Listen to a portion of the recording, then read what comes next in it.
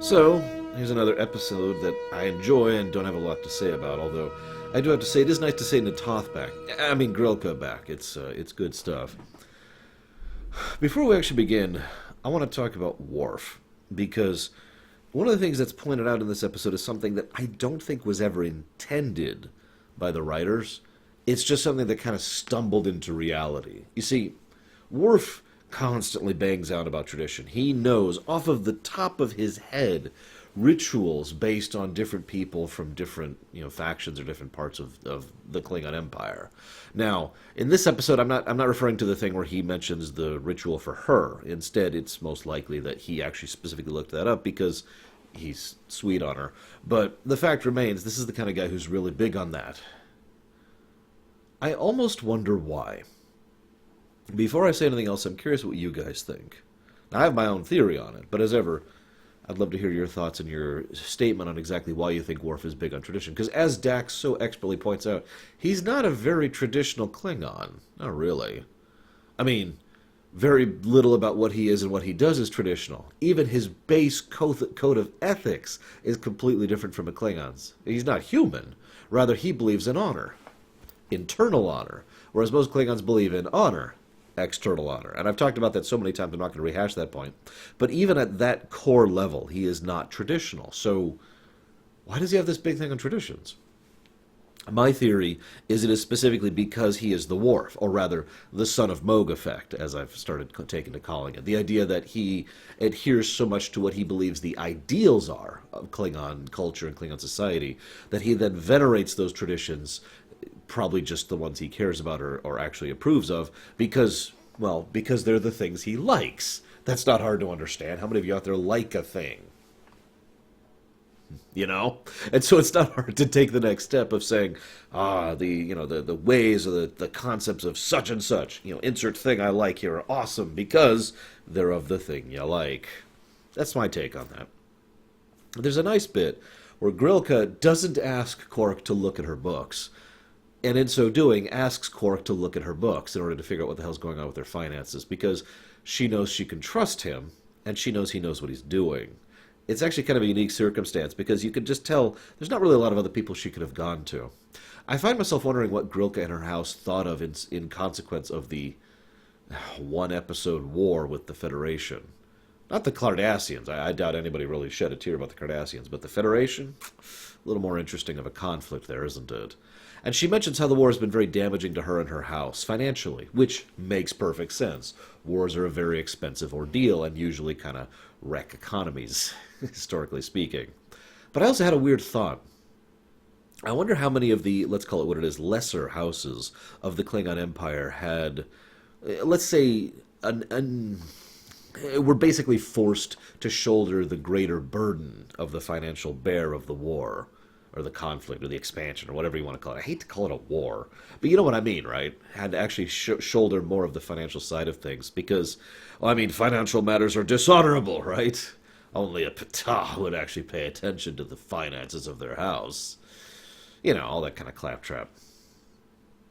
So, we see the return of two guest stars, three, obviously, Natoth, the woman who plays Grilka being one of them. She's not Natoth, I'm just making a joke. But we see Joseph, oh god, did I write this name wrong down? I have horrible handwriting. And normally I can understand what I read, but when it's a name, it looks like Joseph Ruskin. It sounds about right, because he plays Tumek. He's actually a long-standing Star Trek guest star.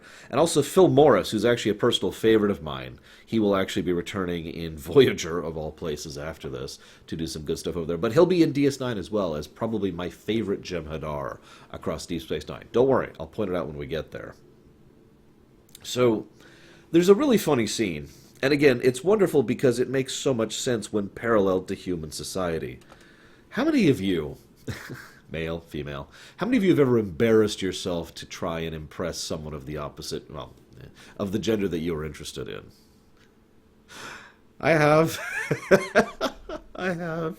And you know what I mean, right? You're just trying to act cool or decent or neat or trying to get their attention, and just kind of playing it off. And you make a fool of yourself, right? And it's funny, because that is exactly what Worf does. He just shows up, loud, says, "Get out of my seat! Smash! I demand blood wine, because that's what I drink, obviously. And then he turns around and is like, what is that horrible smell? And then he challenges the bodyguard to a fight, Now, that is Klingon mating, basically. And you'll notice that Tumek picks up on that immediately and is like, all right, come here, walk with me, son of Moog. And he's actually really polite and understanding the whole time. Again, it's the only scene that Joseph Ruskin has in the whole bit, really. I mean, he's in a lot of scenes, but this is the scene where he actually gets to act and do something. And he pulls it across brilliantly. He's like, listen, you're doing fine, okay? There's no dishonor here. You have not embarrassed yourself in any way, but you should discontinue attempting to court this woman. She can never be with you. And, to be blunt, I'm not sure you know anything about courting her. And he says it in a wonderful way that's not insulting. And in fact, he's actually quite kind about the whole thing. However, I like to think that this is the main motivation behind why Worf decided to go ahead and assist Quark in courting Grilka. Basically just because his pride was pricked. That he, obviously Worf has a, let's call it what it is, an infatuation with Grilka because she's such a woman based on looking at her from afar. Yeah, no, that's totally infatuation. And, but you get the impression that he wants to prove that he could have wooed her if he was allowed to. And obviously he can't. He is, dishonored and spit upon again. But I like the idea that he's like, all right, Quark, you're going to do this, and you're going to do this way, and you're going to do it right. And you're going to do it because she's going to like it. And there's this later line he says where he's like, I forget actually what he says, sorry, but he basically says, oh, couldn't woo a Klingon woman, could I? Like, he doesn't say it like that, but that is what he means. It's a great little bit. I also like Quark, the romantic. I've pointed out before, he is definitely a romantic person. And I'm sorry. Quark puts up with it. He really does. He puts up with a lot of crap in this episode. And it's funny to me because we never see Grilka again. I'm just going to spoil that for you. She will never be shown again on this show. In fact, the next time we'll see Grilka, if you count it, is in Star Trek Online. And, well, it's basically a bit role, unfortunately. But anyways, and I say unfortunately, I actually liked Grilka a lot as a character. I wish we had seen more of her, especially since the Klingons will be more of a recurring element now that they're finally at peace with us again, right? So it would have been nice to see her more on camera. I mean, I like Hertzler too, but damn it. Anyways. But I bring this up because Quark, by all accounts, seems to actually like this woman. Not just the in-bed thing. And he admits this to Dax. He's like, yeah, obviously I do want sex with this woman, but that's not it. I'm not just trying to bed her. I actually want something real with her. And I believe him. See, again, the problem is that we'll never see her again. It's hard. This is the problem with Star Trek in general. This is not a Deep Space Nine problem. This is a Star Trek problem. You have some big cataclysmic impacting event or some significant character moment, and it's hard to get into it because it only lasts until the credits. This is one of the reasons I was so goddamn pissed over in Voyager when the episode Real Life with the Doctor. The Doctor went through one of the most horrifying tragedies that can be imagined, and it's never mentioned again. It's a decent episode in a vacuum, but it's just hard for me personally to care. So I'd like to talk to you about how Quark really cares about this woman and actually has a real legitimate affection for her and wants to make this into a real relationship of crossing boundaries of culture and species, which, in all honesty, is kind of what Star Trek's about.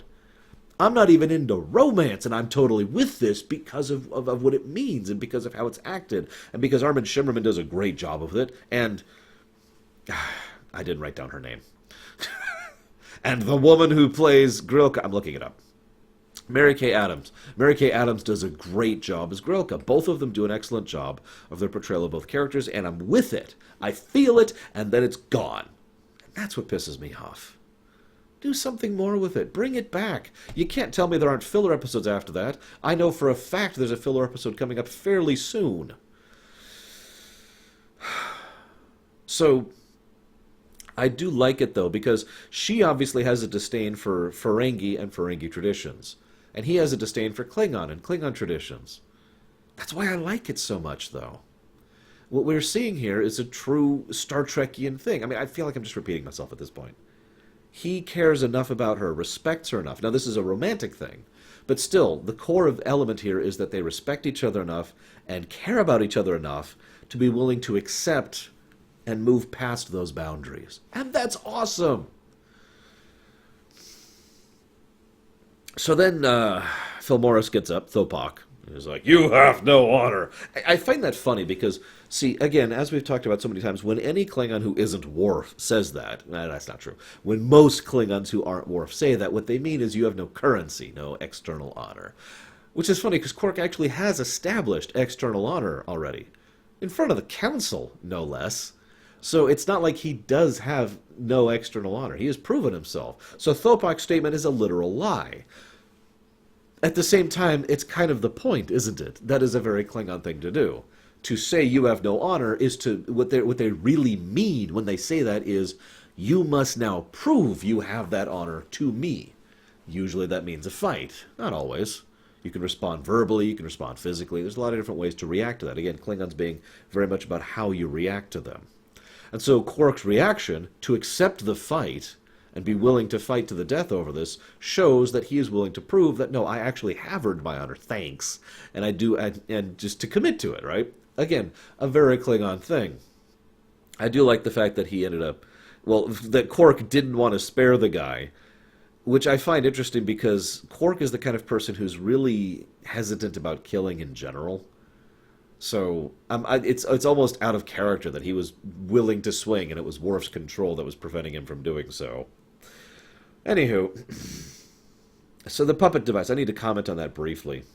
I'm okay with it because it's flawed and it breaks down.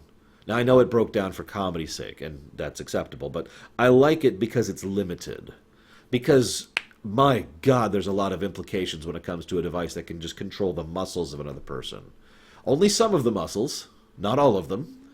And if you think about it, the more you think about it, the less sense it makes. That's kind of the point. Ronald Moore himself mentioned that he deliberately went out of his way to not technobabble or explain this device because he felt it would ruin it or bog the episode down. And I actually agree.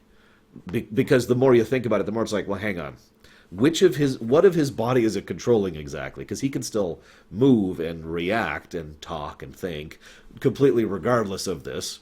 And it's not precise control either. Like the little fine details, like the digits, don't quite translate. So is it just like it's specifically controlling like arms, chest, legs, and that's it? You know, how does this thing work? And again, it breaks down mid-stride, which I do like because it shows that this is not a reliable piece of technology. Because if it is, this could have solved a lot of problems a lot of times. Don't worry, we'll see something similar to this in the future, though, really. I'll try to point it out when we get there, assuming I remember, because that's a ways from now. For those of you wondering which episode I'm referring to, without spoilers, of course, the episode is The Magnificent Ferengi. Anyways, so, you know, Quark, the adaptable. What I like about this, I've said this so many times, the best adaptations are truths. What I mean by that is if you're going to roll with the punches, if you're going to do improv, basically, the best way to do improv is by the truth, because you really mean it. And so even though anybody paying attention, anybody cognizant or careful enough to notice how you are making something up on the fly, will believe it more because what you're making up is actually true. And I like how Quark leans into this. He's actually pretty decent at this approach to improv. I've pointed out his particular style of lying before, because he starts off with the lie, the Ferengi tradition, and then he segues immediately into the truth. He starts talking legitimately about how he feels about her, and basically poeticizing. He starts verbing as a poet, and it's interesting to see it on display.